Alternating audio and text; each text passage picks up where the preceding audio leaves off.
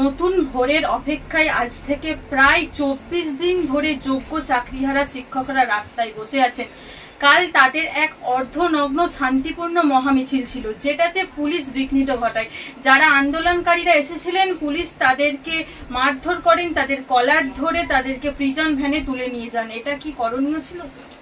দেখুন, এই নিয়ে তো আন্দোলন, যখনই আন্দোলন হয় তখনই পুলিশের ভূমিকা কিন্তু এরকমই দেখা যাচ্ছে এই রাজ্যে।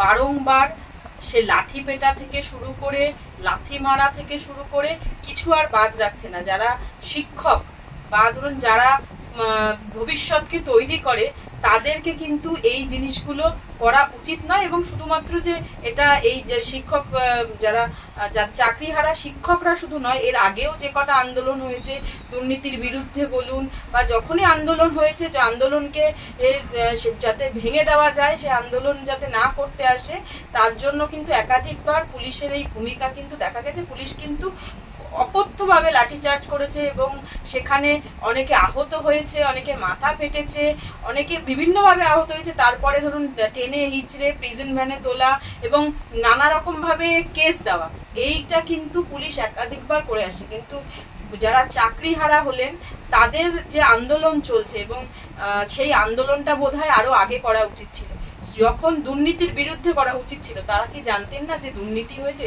তারা, তাদের বন্ধুরা নিশ্চিতভাবে তারা জানতেন যে দুর্নীতি হয়েছে। কারা, হয়তো সবাই কারা কারা দুর্নীতি করেছে সবারটা না জানতে পারেন, কিন্তু কিছু কিছু লোককে তো তারা নিজেরাও জানতেন। তারা কেন তখনই স্টেপ নিল না?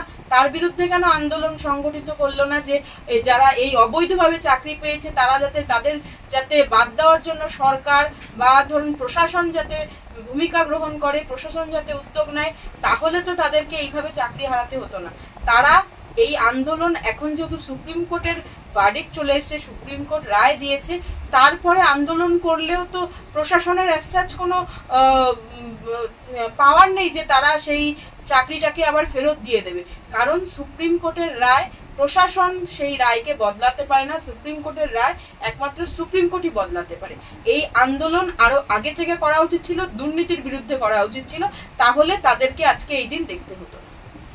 আমরা জানি শিক্ষক সমাজ গড়ার কারিগর, কিন্তু তারা আজ রাস্তায় পড়ে আছে। শুধু পুরুষ শিক্ষক নয়, মহিলা শিক্ষক থেকে শুরু করে সবাইকে লাঠিচার্জ করছে পুলিশ এভাবে। এটা কি বলবেন? দেখুন, শুধুমাত্র তো লাঠিচার্জ নয়, আপনি এর আগে যে আন্দোলন, যে বিকাশ ভবনের সামনে যে আন্দোলন হয়েছে, সেখানে লাথি মারতেও দেখা গেছে।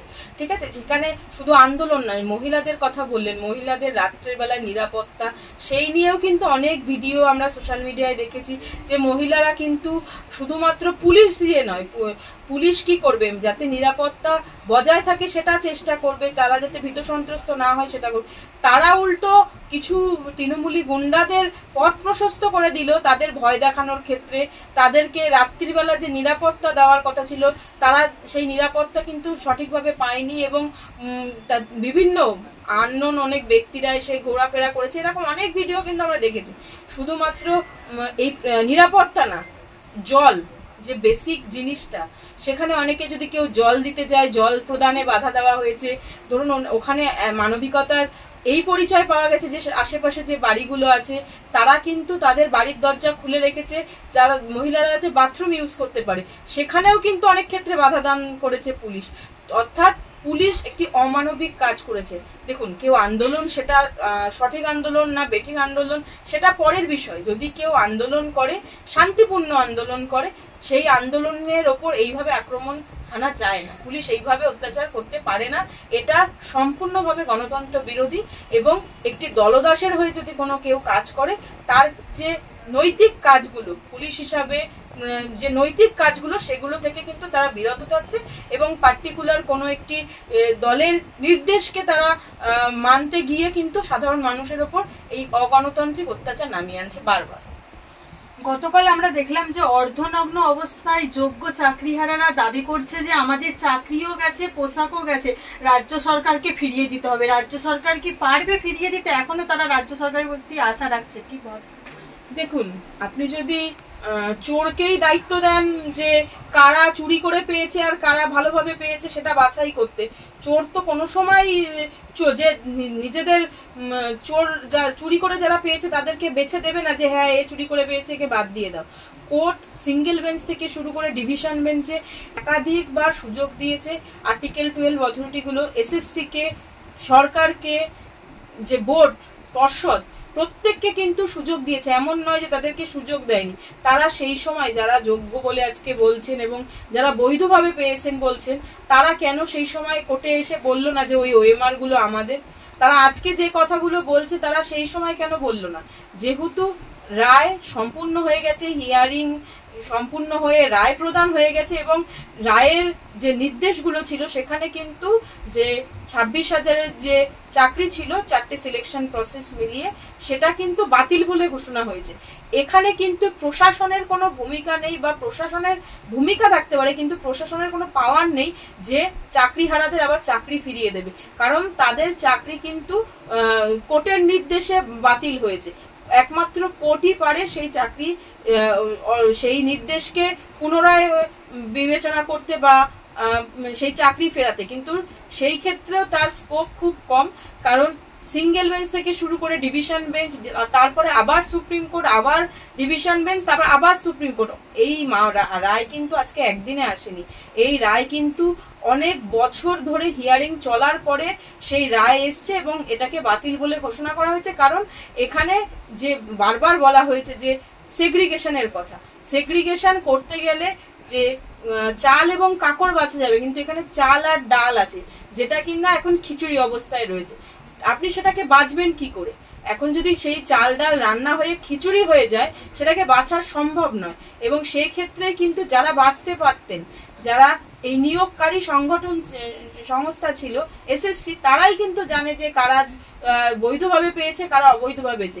তারাই নিজেরাই বাঁচতে ব্যর্থ বলা ভুল, তারা ইচ্ছে করে বাঁচবে না। কারণ কি, তাহলে তাদের নিজেদের লোকগুলো যারা অবৈধভাবে পেয়েছে, টাকা দিয়ে চাকরি পেয়েছে, তারা তাদেরকে এসে পরের দিন হয়তো মারতে শুরু করবে। সেই ভয়তেই তারা বৈধভাবে পেয়েছে, কারা অবৈধভাবে পেয়েছে, তারাই নিজেরাই বাঁচতে ব্যর্থ বলা ভুল, তারা ইচ্ছে করে বাঁচবে না। কারণ কি, তাহলে তাদের নিজেদের লোকগুলো যারা অবৈধভাবে পেয়েছে, টাকা দিয়ে চাকরি পেয়েছে, তারা তাদেরকে এসে পরের দিন হয়তো মারতে শুরু করবে। সেই ভয়তেই তারা সেই সেগ্রিগেশনটা করবে না। এবং বর্তমানে যে যেহেতু এই সেগ্রিগেশনের সম্ভব নয়, তাই জন্যই কোর্ট বাধ্য হয়েছে কিন্তু পুরো প্যানেলটা বাতিল করতে এবং পুনরায় এক্সামিনেশন নিয়ে যারা যোগ্য, যারা অধিকতর যোগ্য, প্রত্যেকে যারা পার্টিসিপেট করবে, যারা অধিকতর যোগ্য, তার মেধার ভিত্তিতে যেন তারা চাকরিতে আবার বহাল থাকতে পারে। বারংবার একটাই প্রশ্ন উঠে আসছে যে রাজ্য সরকার যদি সহানুভূতিশীল না হয়, পরবর্তীতে দেখা যাবে যে যারা যোগ্য শিক্ষক তাদের মৃত্যুর স্তূপ তৈরি হবে। কি বলবেন? দেখুন, আইনের পথেই চলবে। সেখানে যদি কেউ মৃত্যুস্তূপ বা ধরুন নিজেদের আত্মহত্যার কোনো কথা বলে, সেটা তার জন্য আইন পরিবর্তন হয় না। আইন যেটা বলা আছে, আইনে যেটা বলা আছে সেটাই কিন্তু মান্যতা দেওয়া হবে। এবং এই ক্ষেত্রে যেহেতু প্যানেল 4টে সিলেকশন প্রসেসে প্যানেল বাতিল হয়েছে, সেই জন্য যা নির্দেশ দেওয়া হয়েছে পরবর্তী প্যানেল বাতিল করার পরে যে এক্সামের কথা বলা হয়েছে এবং এক্সামিনেশনের প্রসেস কিন্তু 31 ডিসেম্বরের মধ্যে কমপ্লিট করে পুরো সিলেকশন প্রসেস কমপ্লিট করার কথা বলা হয়েছে। সেই নির্দেশ অনুযায়ী কিন্তু যে অথরিটিগুলো আছে তাদেরকে সেই অনুযায়ী কিন্তু কাজ করতে হবে এবং সেই অনুযায়ী সেই নির্দেশকেই কিন্তু মান্যতা দিতে হবে। অন্যথায় হলে সেটা আদালত অবমাননার সমান, সেক্ষেত্রে তারা সেই আদালত অবমাননার সম্মুখীন হতে পারে যদি অন্যথায় কোনো কিছু করতে যায়।